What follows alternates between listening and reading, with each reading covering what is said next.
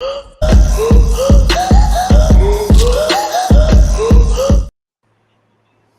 up, Talkin Fight fans? Thanks for tuning in to today's episode of Knuckle Up, featuring myself, Mike Orr, and my man Cedric Benn, doing what we do best, prospects from around the world for you to see. And today we have David, the Great White Light, in the studio today from Peach Boxing as we continue with this week's interviews. David, thank you very much for joining us today, man. I can't wait to chop it up and find out all about you and the beginning of your career. Yeah, man. I actually like the name you gave me last time, the Great White Hype Light. That was pretty cool. Yes. Taking that one on. Great White Hype Light. I didn't think of that, man. That's cool. That's good. That's good. Okay, we've changed name now, guys. Right here, it's been done. The Great White Hype Light. There we go. That's awesome.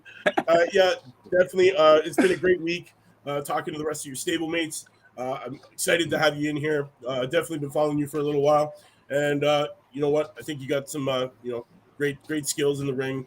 You got some heavy hands, and definitely, I love watching you rip guys to the body, man. Wow. Thanks, man. Yeah, do that more. You know, the coach is he's pushing me every day. He's like, just throw that rip. It's a hard punch to land properly, and Oh yeah, it's a doozy though. I love it. Honestly, what age did you start boxing? How'd you get into it? I want to hear all about it. Yeah, I guess my story is sort of story. I'm not sorry. It's I come from pretty upper middle kind of class. Okay. My brother sort of started boxing when he was in fights, and I remember just watching him on TV. He filmed one of his fights, and I didn't even know to me that someone could do that, like that you could have a fight. Like, to me, it was always an American thing. Like, they're the ones who can fight, not a Kiwi. And I just thought it was amazing that like two people fight in front of a whole bunch of people. That like the scariest thing in the world. So just really. And I started off playing tennis. My dad came into some money pretty early on. He started a business, and I was homeschooled, and he was paying like $1,000 a week for me for like 10. And so yeah, it's not the poor kid coming off the street walking into a gym finding some meaning and purpose in life type story. It's I was a rich kid getting at me from my tennis lessons, pretty upper class sport, and hated it, and I was miserable, and I got worse. And my coach didn't care that he was making $1,000 a week off me. So, but yeah, I'm the youngest of 8 kids. Oh my God! Whoa, youngest of 8. Yeah, and all my brothers and sisters, they're all pretty talented. They ran track, and they were amazing. They were, like national level track running. My brother, one of my other brothers, is just like an amazing soccer player. 2 of my other brothers were players, and tennis players. Actually, they all played tennis. They were all just thought, naturally I'll be good at it, and I'll be good at sport. And I just suck at it again. It made me horribly miserable.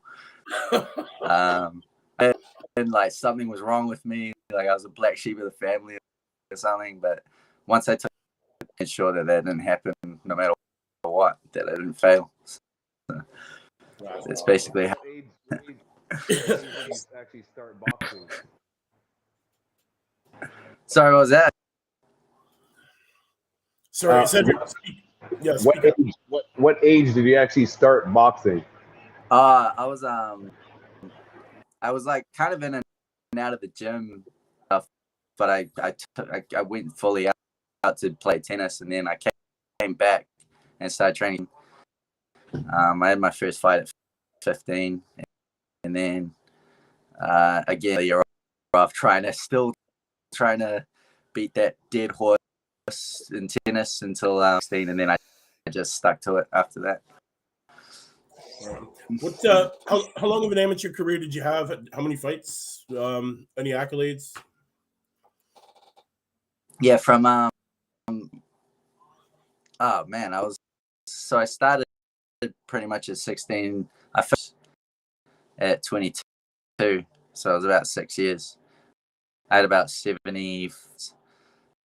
Yeah, and I in 2011, when I was 21, I think that's when I was really coming into it, becoming good. My first nationals, I think, and then through I kept winning the nationals, and then in 2014, I went to Commonwealth Games. Man, I didn't even train properly back then. Like training with Isaac now, I know what real training is, but coach is different. Like what? We weren't even training properly, man. I wasn't fit, and I went to the Commonwealth. I got the silver, and I lost in the final. Like if fitness probably finally took me out. I remember 2 weeks of games. We had a coach come over. He was part of the GB team, a British coach for years, and Mark Kenny. He came over and he did a training with, puffed out immediately, and he was like, "Dude, these guys, you got 2 weeks." He's like, he was feeling real sorry for me. He's like, "You got a bit of talent, but man, first opponent of the Commonwealth Games," and then I think that made the whole division a bit of like, who the hell's this guy? Bad. Like it was pretty yuck. And then, but by the time I got to the fight, like Canadian, Samir or something, or Samir El-Mais. I was actually just watching that fight right before we came on here at the Commonwealth Games, 2014 Commonwealth Games. Yeah, he's a good fighter. He's slick, but yeah. By the time I got to that, I'd run out of steam. So I think it was close. That was real close. Yeah, it was a split. It was a split. Yeah, he beat me. Like he was class. So yeah. Yeah, very good fighter. He's actually coach of the Canadian team right now. Yeah, because he was old back then. Yeah. So I was like, I thought, hey, this guy's not gonna go pro. Yeah, he had skill for an older guy, but you still pull through. Man, yeah. I got some. Yeah. What did you feel was your most proudest accomplishment as an amateur? That has to be one of them. Getting a silver medal at the Commonwealth Games, that's a big accomplishment there. What else would you say that was your biggest moment? Yeah.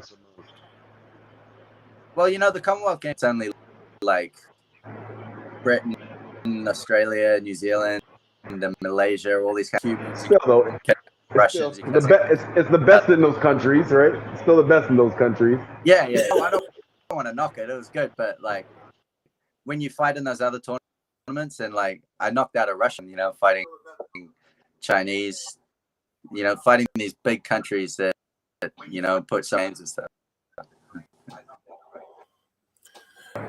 What did you what gave you the confidence to make that transition to the pro level? I never I used to knock the pros hard out, like from New Zealand. The only pros we kind of. I used to give interviews where I'd just say, pros, amateur boxing is really the real boxing, and up on life. I said on international TV, that you fight bums and you protect your record, and all this crap. They're just a bunch of fake. And now I am a pro. People like to bring that up a lot with me, but so there's an element of truth. Right. That is going to be the funniest thing that I've heard in an interview so far. Honestly, that was great. Oh man! Wait, real quick, Mike. Real quick. Did you meet with Isaac, or did you start at Isaac's gym? Oh yeah. Like I used to train with Isaac when I was first amateur. So he was like, we were both boxing. He wasn't thinking of coaching at all. So we were training together, and And he used to hate me because he was a middleweight, heavyweight, but I was a young guy that kind of came in under his wing. And then the first year in New Zealand, he won actually against someone who's pretty good and internationally recognized. And I was fight at the nationals that year. And then 2 weeks later, we're in the gym. He had all these kids who came into the gym to like check it out, and there was like an after school program thing. So a bunch of was standing around the ring, and because we used to spar all the time back then, and the coach introduced him as the middleweight champ of New Zealand and me as the runner-up and all that stuff. 30 seconds, I threw a jab. He slipped inside it, and I threw my right uppercut, and he didn't see it. He slipped the chin. He got knocked the hell out, like down, bloodshot eyes. I'll bring it up. At that time, I just like caught him so good and knocked him out. Like 2 weeks after being the middleweight champ, and like so. But man, we were mates well before he was my kid. But I do what he says. I don't get any leeway there. No, he's intense, man. I did what he said, and that's why we're doing this whole week. Yeah. Isaac, if you're watching, I'm sorry. Don't fight Canada to beat me up, please. Sorry. Oh man. Yeah, I'll be watching right now. Story, I'll be in for Don't worry, real quick about soon. About that transition from the amateurs to the pros again. What did you feel was the biggest difference? Because obviously you fight some people think that the amateurs don't level when it comes to the pros, but I tell people it does matter, because fighting the highest level at the amateur level just helps you prepare for when you turn pro, for when your record is 0-0, and it actually counts, right? Just for that experience alone. What do you think was the biggest adjustment that you had to make from the amateurs to the pros? Especially because I know the coach, he doesn't really mess with the amateurs. So how did that come about too? Actually, well, I guess you kind of told the story how you guys.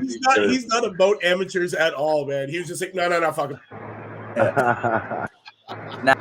I mean, like, the amateurs, they, to me, like, political than the pros have ever been. Like, the amateurs they're all about the medals and the gold medals, and like every single country, it seems like the refs and the judges are now more compromised than the pros that used to have the bad name for years, but it seems to be more amateurs now focus on them. They're more televised, and they're more, so if they're corrupt, it's exposed, whereas the amateurs, on especially on like national levels, you just got people who just love control of their little thing, and they've taken over the sport, and so many America too, and Canada, and everywhere, and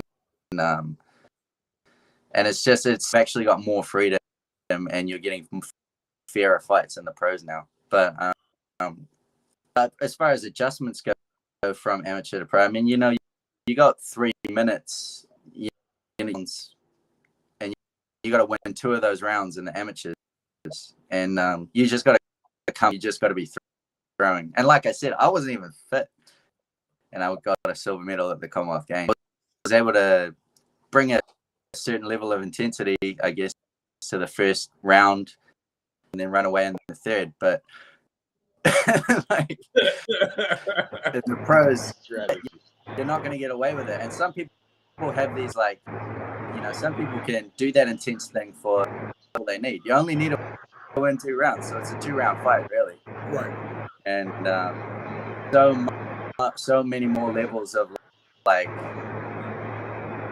adjusting, waiting. You can give up the first 3 rounds because you're going to take it back, and the fitness level, and even like you use your fitness, how you let yourself drain out, is just like, that's what I found the biggest. How you use your fitness, how you use your pressure, and to like drain the other person over, it just isn't a thing in amateur, which I think is more. Pros is more than the amateurs for that reason. Well, what do you think is the biggest obstacle that you faced to date, like in the amateurs and in the pros? biggest obstacle. Well, I mean, all about winning fights. So it's but in the amateurs, I got kind of like, because we had I don't know if you know David Nika, but he's like a good, he's coming up the ranks and that kind of stuff. But getting a medal at the Commonwealth Games set me up for like the country getting behind me to like kind of push me for the Olympics. Because 2 years, 2 years out from the Olympics is when you're prepared, not on the road to there's so much that goes into an event like that. They knew that he was moving up a weight to come into heavyweights, so they were going to wait, fight it up to see who they're going to back. And I just thought, well, that's a mistake for both of us. It's like, but they kind of just, and I kind of think they should have kept him at his weight. Jumping up a weight for like his to go to the Olympics was that kind of turned out to be true. And not a good that hurt me a lot. Yeah. That hurt me a lot because it was like a rich man's sport, man. Like we used to spend tens of thousands of dollars around the world, and I thought if I got a medal at the games, then I'll get the funding from up in the backing to like try and make it at the Olympics. Correct. But then that kind of stuff. Like you can't just like go up a weight class, like expect to do well. He did really well at the last Olympics, and I knew he was always going to do well because he's a talented guy. But that kind of stuff, there's just so much more that goes into it. So that hurt me, because there was years that I given to it my parents' money again. But yeah.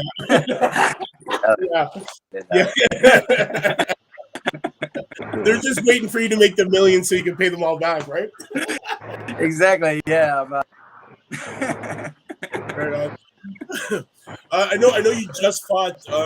Any plans on getting in the ring again before the end of the year? Because I know you had that 2 years off, COVID and all that kind of crap. Yeah, well, I did my Achilles as well through the whole COVID pandemic. So really, so it kind of worked out with me, the pandemic and rupturing my Achilles. Now I can use, and people aren't going to think I'm ducking them and like just blaming it as the pandemic, which is everyone can use. So, but I'm fighting heavyweights down this side of the world. Really want to fight me. I think I'm too much of a risk for them at this moment. So I'm fighting heavyweight on October 8th, and those guys, he probably doesn't so much come to win, but he comes to survive, and he survives well. So it's kind of knock him out. You lost. Well, we got our Sunday show knockout of the week. So we got our Sunday show knockout of the week. So hopefully your opponent will be on there. Yeah, you standing over him. Hopefully the title reads David Light victimizes. So then we have you back on the show, present you with the award, and then it's all great, right? Yeah. So this fight from May 24th against Trent Broadhurst. Was this your first fight since your Achilles? Since you tore your Achilles? Oh, actually, no. I fought on May 7th. Oh, guys, I fought a Floridian. I don't know. Well, a guy up that side. Okay. I was about to say, 'cause you look good in this fight here. Like doesn't look like it's your like that Achilles was giving you any problems. It says the highlights from Trent Broadhurst. Martinez. He was like he's a Cuban descent fighter. That's who I fought this year. So that was my first, and he was pretty cocky, pretty like standing over some Kiwi from out the other side of the world. He's come to get knocked out, journeyman, but happy with that. Yeah, I love me some knockouts. yeah. I'll try and keep it coming, man. What do you think? What do you think the biggest lesson is that you've learned in boxing since starting? Man, like boxing, man, and like anyone who boxes boxers, they've got a different perspective on life. You know, it's you know that, like, people love to say hard work is an element of talent that goes in anywhere. Like Roy Jones didn't work his ass off to have that kind of. Well, he did, but you know, a lot of it was innate. And you know, same with like some of the that I love to watch, like James Toney and stuff. You know, he started when he was like 21, champion after 2-3 years. So like, so I got to know your. It's not all about hard work. I think it's about recognizing what you're the same with tennis. You know, like I sucked at it, and no matter how much I wanted it, I wasn't getting. But you know, I had a knack for boxing because as soon as I think a big thing that I learned was it's you got to find what you're naturally great on those. You got to concentrate on your strengths. You can't just try and imagine that like what you want to be. It's not always going to work out. Right. You got to go with what works, man. And definitely. So what's a day in the life of training with Isaac? Like how is it? Let us know. I want to hear your version of it because I've heard a few versions so far. Let's hear how he keeps you in the gym. But man, oh man, I had, you know, I've like just come into like a new kind of job, business, right. But you know, I move around a lot because I take on different roles, being part of the family and stuff. I had to work my ass off on Friday, and I just worked, but my brain just blew out, and I didn't have like. And we on Fridays is usually like a bit of more of a chill day because we do it on Thursday, a bit of a chill one, a bit more skills on a Friday, and then like a real hard one Saturday. But now, like that day, it was just like he almost looks at you, thinks like he can smell some weakness, and he's like, "Dead right now," and you're like, "Oh man." And then like I was just on the bed, my brain. It was more my brain than my body even. Like I just couldn't push. And then he was fuming, man. It was like you can't have one off day, man. He was sniff that weakness at me for sending me texts afterwards like you hurt me without shit you were today. It's like oh man. Oh man, that's awesome. I was like, I didn't like, but that'll teach you, man. Like you got to be on your toes. You got to be ready to give it all. Like he wants to put you in, because like so much of it is mental. Like even your fitness, like is like, can you push? Yeah. Can you push when the time gets tough? And you know we call that you're tough and you're hard because you've been training that way. And so he, you know, but you know he doesn't. It's not like just crazy fitness, you know, like it's we do heaps of skill stuff. I think that's why we've come out of the pandemic all during. He doesn't leave any stone unturned, man. Like and like he thinks that he's going to put you through. He's not just like rocking up there and it's like up with it on the spot. He's thinking about your training, who you're fighting. He's called people. He's always thinking about how you've been training, what you need. You need that kind of level. It's you can be a talented coach, but if you're not investing the time in the gym on your fighters, they're not going to go anywhere. And he's definitely down here, man. He's actually devoted his life to us as boxers. Right. So every action that he has is calculated, right? So like he's got pretty much a calculated plan for each and every one of you. And he doesn't like you to know what his calculations he does. He's you know, he comes across as like this white trash, like tattoos all over himself, like husky ass voice. Like people just think that he's some sort of dude who just got out of prison and got into boxing but he's on a whole nother level to people usually when it comes to thinking and planning and looking ahead. I mean, that guy's always thinking about it. He's on BoxRec so much that his boxer, and he has to use my box rec and stuff because he's constantly looking for fighters. My box rec. They stopped letting me follow people because I was following over 300 prospects. Yeah. And now they're like, you can only follow 10. I'm like, what the fuck is this shit? Like, I didn't even know that there were rules like that on box rec. Yeah, They changed the rules for Mike now, but I've been doing this for so long. I follow so many of you up and comers, man, from the beginning. My box rec tells me every time somebody. Cedric, I know you were going to ask a question before I cut you off, man. Go ahead. I forget what it was now. Just about training in general. What's the most amount of rounds that you fought as a pro so far?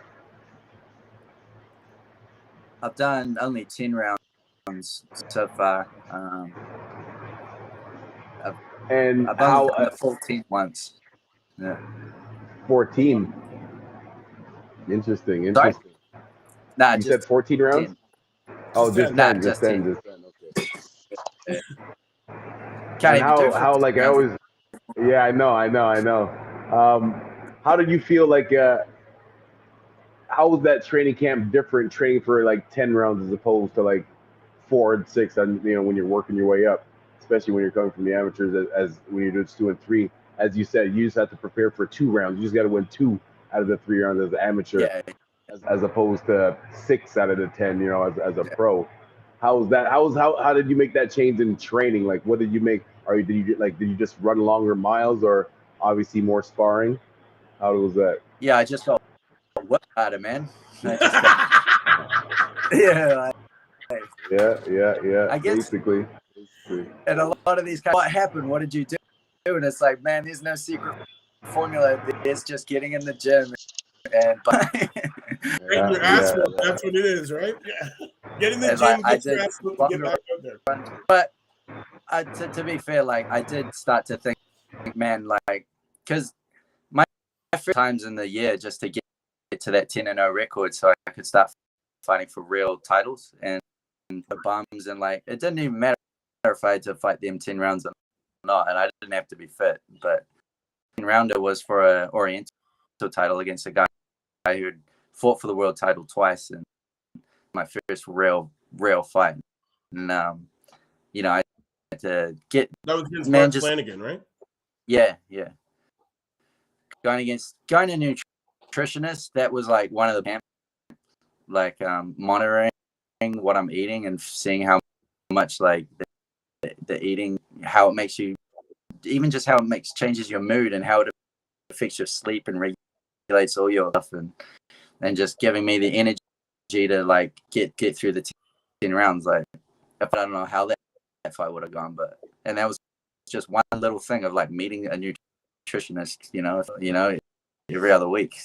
So it's just all that. That's obvious to me now, and it should be obvious to anyone listening to this. Is like, you got at that point, like, I had only been a pro like a year, and I had taken it 2 years after the Commonwealth Games. So that was just a nice. Yeah, nutrition's all about it, man. A lot of people don't understand how much nutrition helps with your stamina and your muscle strength and everything. It's such a key part. It's such a key part, Yeah. It's being able to afford the nutritionist as well, right? Or knowing somebody that's nutritionist. So, you're lucky that you get to experience having a nutritionist. Are you? Yeah, but I mean, like, those things outside the that were like that put me to the next level, and I think for anyone that maybe is thinking of how do they not doing that, like regulating your sleep, regulating what you're eating, regulating all that. You can't just think about boxing when you're in the gym. If that's how you're not going to go very far. Like, Go ahead, Cedric. I was just saying, as a heavyweight, you don't necessarily have a weight limit, but you still obviously have to watch what you're eating to make sure your body's still good to have that stamina to last 10 rounds, right? Yeah. Well, I mean, like, I was still fighting cruiserweight, so I was, yes, that's right. Yeah. So those, that was the big thing of like down to the weight while like maintaining my energy. And, I thought it was going to be, I got to eat less, intake thing. But when I got there, she was like, you're way not eating enough. And I'm like, how is it 6 kgs over my weight? And it was just like what you're eating, how you're eating. And then my whole I weighed lighter and I felt way more energetic. So it's just such a huge thing. What's the say? Where do you see yourself in say the next year to 2? Man, like hours, even inside the ring, is stand in front of your opponent. You got to be willing to fight, and you don't back off because you're going to get trained and you're backing off. If you stand in front of them and you impose your will. And I think that's kind of with fighting. Like Isaac always, he wants us to fight, and I want to fight. Career that spans like 10 years, and like I've only fought like every now and then to like take that one step forward. Like I want to be a world champion in the next year too. That's my goal. That's what it's all about. That's why we still do this.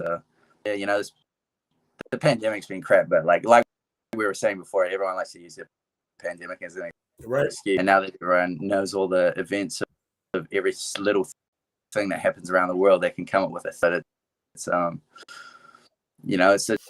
we don't want excuses. I don't want to use the pandemic. I just want to fight and be ready. Yeah. So you're currently the WBO International Cruiser, the Oriental Cruiser, and the New Zealand Cruiser, correct? I think they stripped me of Oriental Cruiser, and I don't think Jerome took that one. Oh. Yeah, now Jerome's got some sort of IBF cruiser one. He just sort of slipped right in for it. And so I feel a bit gypped there too, actually, if I'm honest. He's now like a higher rated cruiser than me for like one fight.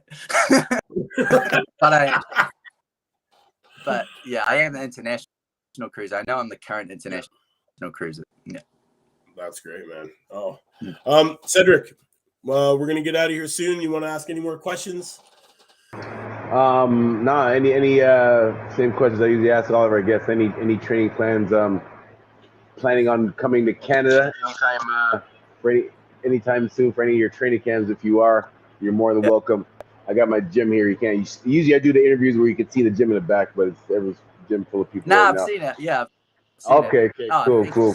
Anyway, much, man. More than welcome. You got to get up to see Samir against.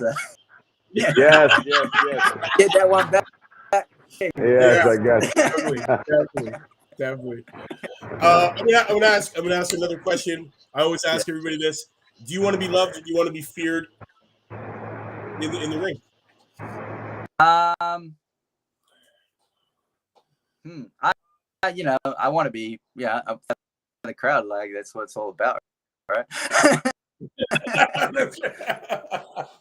Right.